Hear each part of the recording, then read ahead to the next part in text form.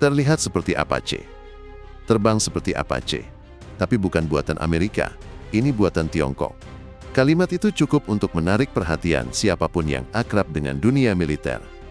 Di baliknya ada sebuah kisah panjang tentang Changhe Z-10, helikopter serang yang menjadi simbol ambisi Tiongkok mengejar, bahkan mungkin menyalip, dominasi Barat dalam kedirgantaraan militer.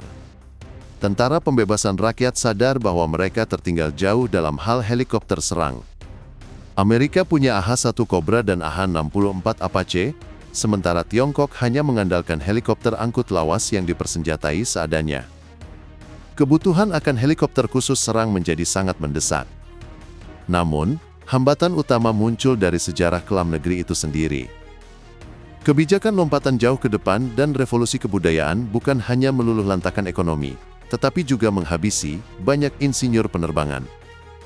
Akibatnya, program-program dirgantara ambisius kerap kandas di tengah jalan. Situasi mulai berubah pasca 1990. Tiongkok menggandeng Biro Desain Helikopter Rusia Kamov untuk membuat rancangan awal. Dari sanalah lahir proyek yang kelak dikenal sebagai Z-10. Mengembangkan helikopter serang modern tidaklah mudah, meski mendapat bantuan desain Rusia dan komponen Barat secara terselubung. Mulai dari rotor buatan Eurocopter hingga mesin Pratt dan Whitney Kanada, jalan Z-10 tetap berliku. Ketika dukungan Barat terhenti karena tekanan politik, Tiongkok dipaksa mengandalkan mesin lokal WZ-9 yang tenaganya lebih lemah.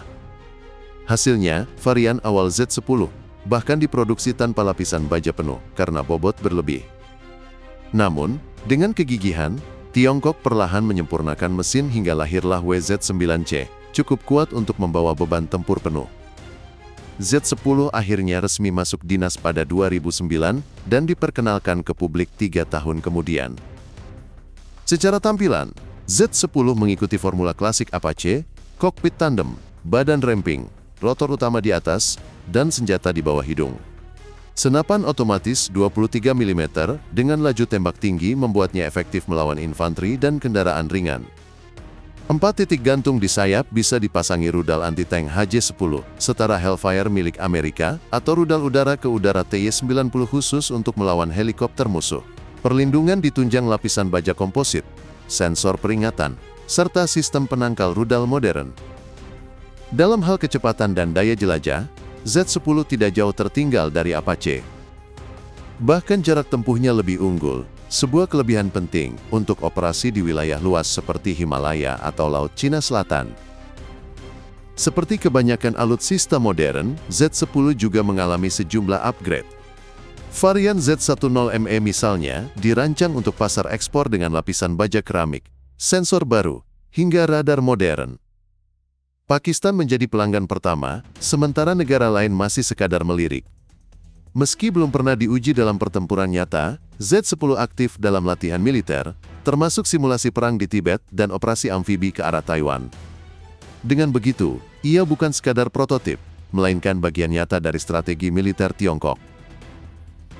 Apache telah terbukti tangguh di medan perang, dari Irak hingga Afghanistan. Z-10, sebaliknya, masih perawan tempur. Namun, mengabaikannya jelas sebuah kesalahan.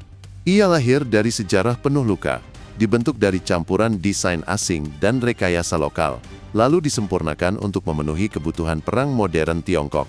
Pertanyaannya kini, apakah Z-10 sekadar bayangan dari Apache, atau justru benih dari era baru dominasi udara? Jawabannya, mungkin baru akan terungkap ketika, atau jika, dua helikopter ini akhirnya saling berhadapan di langit Asia.